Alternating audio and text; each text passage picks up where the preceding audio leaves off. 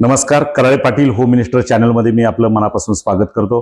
खरं तर पुणे जिल्हा परिषदची निवडणूक चालू आहे. अशातच आपल्या खेड तालुक्यात देखील जिल्हा परिषदेच्या 8 गटामध्ये निवडणूक होते आहे. त्यामधील आपण आता कडूस गटाकडे आलोय. अर्थात चास कडूस हा जो जिल्हा परिषद गट आहे त्यामध्ये आलेलो आहे. तेथील राष्ट्रवादी काँग्रेसचे उमेदवार, संभाव्य उमेदवार अर्थात अधिकृत जे उमेदवार उद्याच्या काळात असणार आहेत त्यामध्ये आदरणीय वसुधाताई राक्षे यांच्याकडे आलोय. त्या गावच्या सरपंच राहिलेल्या आहेत, लोकनियुक्त सरपंच आहेत. उद्याच्या काळात ते त्यांचं भविष्य आणि एकूणच मतरूपी आशीर्वादाचं जे काय पुढची व्हिजन, समाजामध्ये काम करण्याची त्यांची इच्छा आहे. बघूया, आपण त्यांच्याकडे जाऊया, चर्चा करूया. नमस्ते ताई. नमस्कार. मला सांगा, तुम्ही आता या गटामध्ये इच्छुक आहात, राष्ट्रवादी काँग्रेस पक्षाकडून इच्छुक आहात, तर त्यामध्ये साधारणतः तुम्ही प्रचार दौऱ्यामध्ये आतापर्यंत कसा टप्पा पूर्ण केलेला आहे? आता बघायला गेलं तर खरं तर मागच्या कालखंडात सभापती, पंचायत समिती सदस्य चास वाडा या गणातून होते. त्याच्यामुळे सभापतींचा संपर्क या मतदारसंघात आधीपासूनच होता आणि आता गेल्या 3 वर्षापासून मी सरपंच म्हणून कार्यरत आहे. त्यामुळे बहिरवाडीची सरपंच असताना आजूबाजूच्या गावातही माझा संपर्क आहे.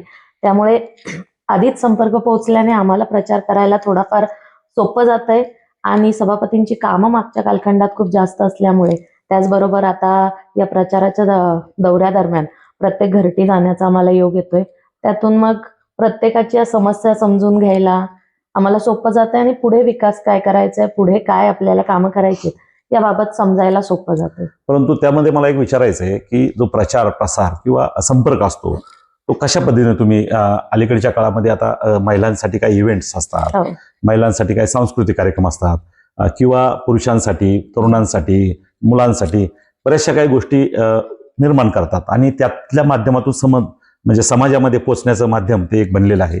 अशा पद्धतीने काय तुम्ही इव्हेंट्स वगैरे राबवलेत का, की प्रचाराच्या माध्यमातून? आता नवरात्री निमित्त, त्याचबरोबर गणपतीच्या निमित्ताने आम्ही खरं तर प्रत्येक ठिकाणी जाण्याचा प्रयत्न केला आणि महिलांसाठी सांस्कृतिक कार्यक्रम असतील, त्याचबरोबर त्यांच्या भेटीगाठी, त्यांच्या मीटिंग्स, त्याचबरोबर आपण म्हणू शकतो की वाड्या वस्त्या असतील, आदिवासी भागात मी या निमित्ताने मीटिंगचं नियोजन केलं. तिथलेही महिलांशी, पुरुषांशी संपर्क साधून त्या ग्रामस्थांच्या काय समस्या आहेत त्या समजून घेतल्या आणि अशा पद्धतीने प्रत्येकाची भेट घेण्याचा आम्ही प्रयत्न केला. म्हणजे आता अशा प्रकारे हा प्रचार दौरा तुमच्या पुढे गेलेला आहे. तर फिरत असताना, एकूणच सगळ्यांचा आशीर्वाद घेत असताना, गावोगाव जाऊन प्रत्येक मतदारांशी भेटत असताना, त्या भागातील, त्या परिसरातील, त्या गावांमधून काही समस्या वगैरे की ज्या अजून बाकी आहेत किंवा अजून जाणवत आहेत की ते आपल्याला सोडवले पाहिजे, असं काही समस्या? निश्चितच या सगळ्या प्रचार दौऱ्याचा सभापतींचा मानस हाच होता की जेव्हा तू प्रत्येकाच्या घरी जाशील तेव्हाच तुला त्यांच्या समस्या समजतील आणि या दौऱ्यानिमित्त मला प्रत्येकाच्या घरी जाण्याचाही योग आला. मीटिंगच्या दरम्यान प्रत्येक नागरिकांशी भेटण्याचाही योग आला.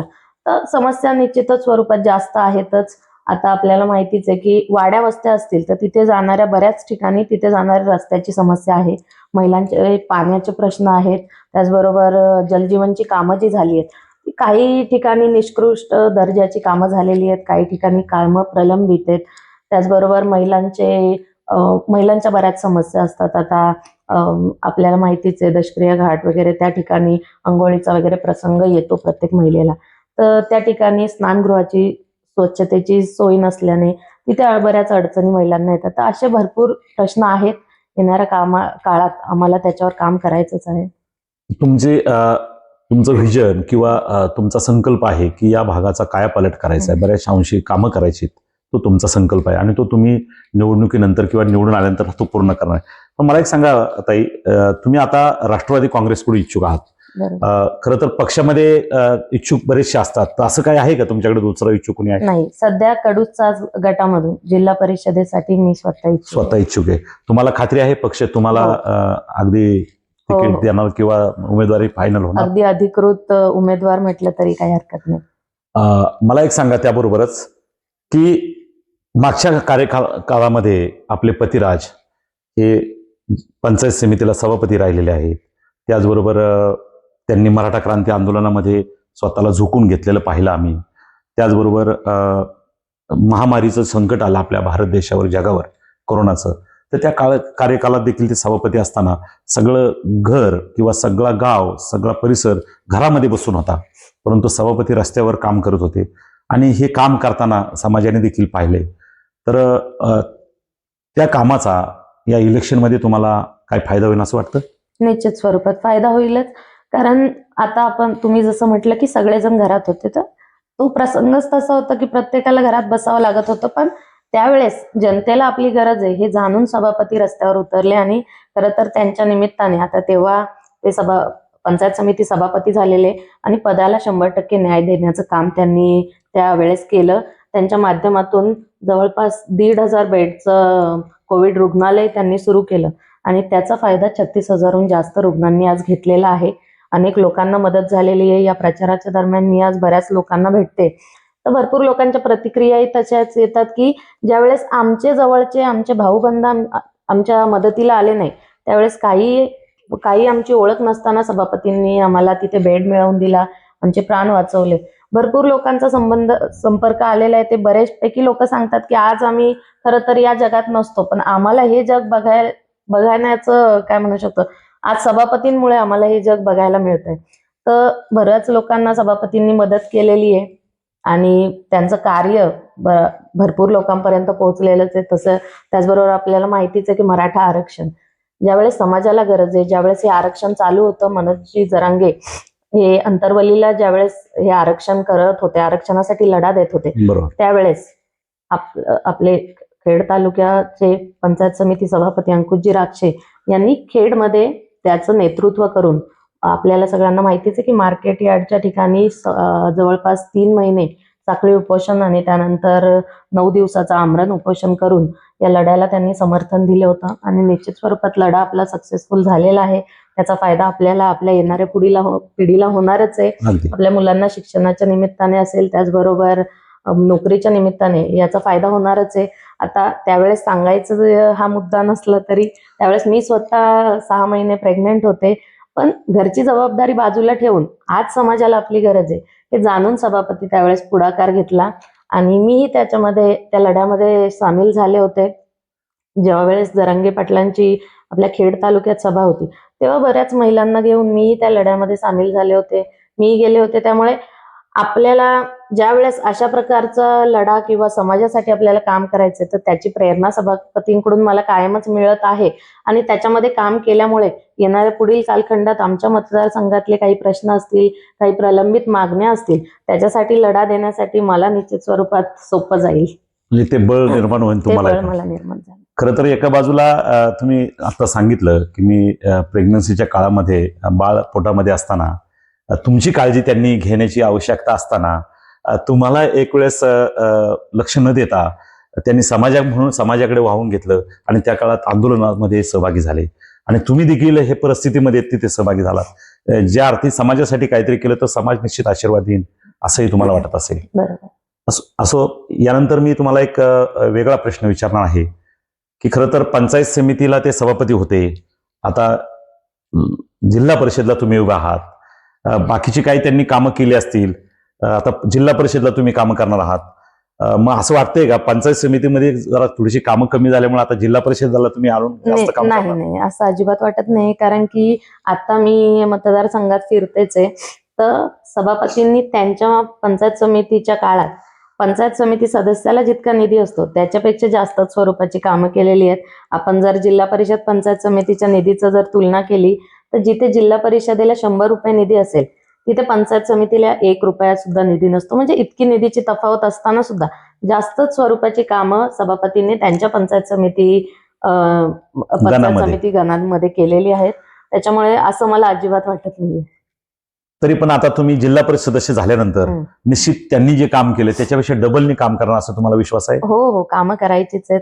प्रलंबित सगळी कामं आपल्याला पूर्ण करायची. बरं, खरं तर मला सांगा की आपले पतिराज पाठीमागच्या टर्मला म्हणजे पंचायत समितीमध्ये शिवसेनेकडून धनुष्यबाण चिन्ह घेऊन निवडून आले, ते सभापती देखील राहिले आणि मग आता यावेळेस खरं वास्तविक तुम्ही शिवसेनेकडून इच्छुक राहण्याचं राष्ट्रवादीकडून इच्छुक आहेत आणि राष्ट्रवादीकडून आता निवडणूक लढवून आहेत, याचं कारण काय? सभापतींच्या राजकीय जीवनाची सुरुवातच राष्ट्रवादीकडून झाली. ज्यावेळेस स्वर्गीय सुरेश भाऊ गोरे राष्ट्रवादीत ज्यावेळेस होते त्यावेळेस सभापती राष्ट्रवादीतच होते. नंतर जेव्हा सुरेश गोरेंनी पक्षांतराचा निर्णय घेतला मग त्यांच्या बरोबरच सभापती शिवसेनेमध्ये आले. म्हणजे आदरणीय भाऊ आमदार झाले त्यावेळेस शिवसेनेमधून आमदार झाले त्यावेळेस बरोबर. सगळेजण शिवसेनेमध्ये आले आणि त्यानंतर भाऊंच्या निधनानंतर सभापती जेव्हा पंचायत समिती सदस्य असतील, पंचायत समिती सभापती असेल त्यावेळेस मतदारसंघात त्यांना टार्गेट केलं गेलं. त्यामुळे मग भाऊंच्या निधनानंतर आम्ही हा निर्णय घेतलेला आहे.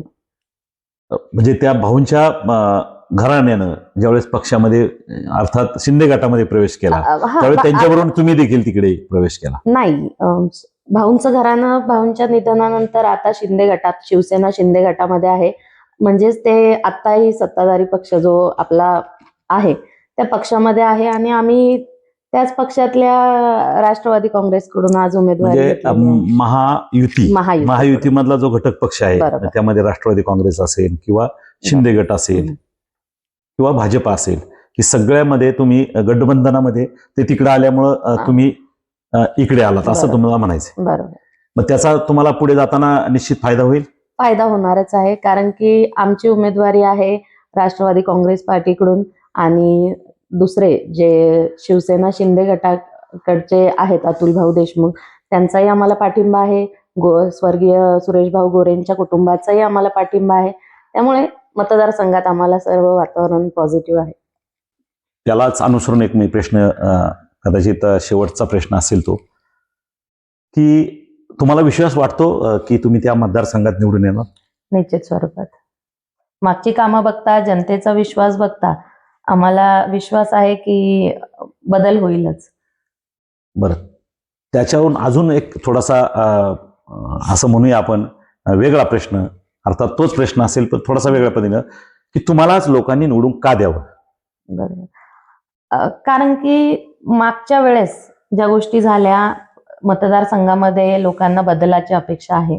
लोकांना गुंडशाही, दडपशाही या वातावरणातून लोकांनाही बाहेर यायचं आणि ते बाहेर येण्यासाठी निश्चित स्वरूपात आम्ही आलेलो आहोत आणि सर्वपक्षीय लोकांचा पाठिंबा घेऊन खरं तर या मतदारसंघात विकास कामे तर करायची आहेत. आता मागे आता जसं मी सांगितलंच भरपूर कामं आहेत आपल्याला या मतदारसंघात. आता आपल्याला माहितीच आहे चास सारख्या ठिकाणी जो पूल आहे प्रत्येक पावसाळ्यात पूल पाण्याखाली जातो तर तिथेही पुलाचं काम करायचे, पुलासाठी निधी मंजूर करायचे. त्याचबरोबर बुरसेवाडीचे ग्रामस्थ असतील तर त्या ग्रामस्थांची जमिनी आहेत त्या नदी पलीकडे आहेत तर तिथेही पुलाचं काम करायचं. अशी भरपूर कामं तर करायची आहेत. महिलांसाठी आता चास सारख्या, कडूस सारख्या बऱ्याच बाजारपेठा आहेत तर त्या बाजारपेठांच्या ठिकाणी स्वच्छतागृहाच्या सोयी नाही आहेत ज्या मागच्या कालखंडात झालेल्या नाही आहेत. आता मागच्या कालखंडात सभापतींनी स्वतः चास सारख्या ठिकाणी स्वच्छतागृहासाठी निधी टाकलेला असताना सुद्धा स्थानिक तिथल्या राजकारणामुळे आज तिथे आपल्याला ते काम प्रलंबित आहे, निधी तसाच पडून. तर या गोष्टी होत आहेत ह्या दडपशाहीमुळे, गुंडशाहीमुळे. तर आपल्याला त्यासाठी बदल करायचा आहे आणि तो बदल करण्यासाठीच आम्ही सर्व मंडळी पुढे आलेलो आहोत. आपल्याला माहितीच आहे शंभू सारखं ठिकाण, शंभू मंदिर तिथेही ते आपल्याच मतदारसंघात आहे तर तिथे सुद्धा मला येणाऱ्या पुढील कालखंडात तीर्थक्षेत्र आराखड्यामध्ये त्याचं नाव टाकून तिथे त्या मंदिरासाठी निधी टाकायचा आहे, विकास तिथे करायचा आहे. त्याचबरोबर पंढरपूर ज्याला म्हणतो कडूस तर तिथेही त्या मंदिरासाठी विकास कामांसाठी निधी टाकायचा. अशा बऱ्याच गोष्टी आहेत, बऱ्याच ठिकाणी बदल करायचे आहेत. या बदलासाठी आम्ही पुढाकार घेतलेला आहे, जनतेची आम्हाला साथ आहे तर निश्चित स्वरूपात बदल होईल. म्हणूनच तुम्हाला लोकांनी निवडून द्यावं असं वाटतं? हो, निश्चित आपण ऐकले, त्यांची इच्छा आहे की आम्हाला निवडून द्यावं आणि लोक निवडून देतील हा विश्वास त्यांना वाटतोय. खरं तर या मतदारसंघामध्ये काही कामं झालीत, काही कामं बाकी आहेत, बरीचशी कामं राहिलेली त्यांना पूर्ण करायची आहेत. ते करत असताना जनतेचा आशीर्वाद त्यांना महत्त्वाचा आहे आणि तो घेण्यासाठी आता त्या निवडणुकीमध्ये सामोरे गेलेले आहेत. परंतु आता मी शेवटचा तुम्हाला प्रश्न विचारेल, जी तुमच्या गटातली जनता आहे त्या जनतेकडं विनंती वजा आपण आव्हान त्यांना काय करणार आहात की उद्याच्या काळामध्ये तुम्हाला त्यांनी सहकार्य करावं म्हणून जनतेबद्दल काय सांगाल की उद्या त्यांनी तुम्हाला सहकार्य केलं पाहिजे? मागच्या कालखंडात काम करायची पद्धत काय असेल ही आम्ही दाखवून दिलेली आहे. सभापतींनी त्यांच्या कामातून खरं तर दाखवून दिलंय की ते चांगल्या प्रकारचं नेतृत्व करून समाजामध्ये एक वेगळ्याच प्रकारची विकास कामं करू शकतात. आणि मी सभापतींसोबत खरं तर सुशिक्षित नागरिक, सुशिक्षित उमेदवार म्हणून समाजाच्या पुढे आलेली आहे. माझं स्वतःचं शिक्षण, मी स्वतः BE केमिकल इंजिनियर आहे. सभापतींचंही शिक्षण ते MBA आहेत. मला स्वतः, मी आता सरपंच म्हणून कार्यरत करत असताना या शासकीय यंत्रणेचा मला अभ्यास आहे. सभापतींचं पंचायत समिती सदस्य नंतर सभापती झाले, बाजार समित्यांचे त्यांना आहे. तर कामाचा अनुभव आम्हा दोघा मंडळींना असल्यामुळे विकास करायला निश्चित स्वरूपाने आम्हाला सोपं जाणार आहे. त्यामुळे आणि आम्ही ज्या पक्षाची उमेदवारी घेतली, मी सन्माननीय अजित दादा पवार यांच्याकडून उमेदवारी अपेक्षित आहे. तर आमच्या पक्ष स्वतः सध्या सत्ताधारी पक्ष असल्यामुळे निधीची कोणत्याही पद्धतीची आमच्याकडे कमतरता नसल्याने विकास कामे निश्चित स्वरूपात आमच्या मतदारसंघात जास्तच तुम्हा सर्वांना बघायला मिळतील. तर जनतेला हेच यावेळेस सांगणं असेल की सर्व मतदारांनी सुज्ञ मतदार होऊन आणि जो व्यक्ती जे घटक तुमच्या गावचा, तुमच्या मतदारसंघाचा विकास करू शकतात, अशी लोकांची साथ देऊन येणाऱ्या पुढच्या कालखंडात निवडणुकीला सामोरं जावं, एवढी एकच अपेक्षा आणि इच्छा सर्वांपुढे व्यक्त करते. खरं तर या ठिकाणी आपण ऐकलंय 50% आरक्षण महिलांना आहे. 50%मध्ये आपल्या तालुक्यामध्ये एक साधारणतः जे काय 8 मतदारसंघ आहेत त्यामध्ये 4 महिला असणार तर 4 पुरुष असणार. परंतु महिला सक्षम पाहिजे, महिला समाजामध्ये एक चांगलं कार्य करणारी पाहिजे. अशातच आपलं नशीब आजवण्यासाठी ज्या जिल्हा परिषद गटामध्ये आलेलो आहोत त्या वसुधाताईंकडे आपण आलो. खऱ्या अर्थानं त्यांनी आपले विचार मांडताना मी या तालुक्याच्या या जो गट आहे जिल्हा परिषद, त्या गटामध्ये मी चांगलं काम करीन. निश्चित त्यांचा जनतेवर विश्वास आहे, जनतेचा त्यांच्यावर आहे की उद्याच्या काळामध्ये त्या निवडून देखील येतील, अशी भावना त्यांनी व्यक्त केली. असो, आपण आपल्या उमेदवारांच्या माध्यमातून समाजापर्यंत पोहोचण्याचे जे माध्यम आहे ते म्हणजे home minister Karale Patil channel. या चॅनलला सबस्क्राईब करा. निश्चित अजून नवनवीन व्हिडिओसाठी आपण एकमेकाच्या संपर्कात राहू. जय हिंद, जय महाराष्ट्र.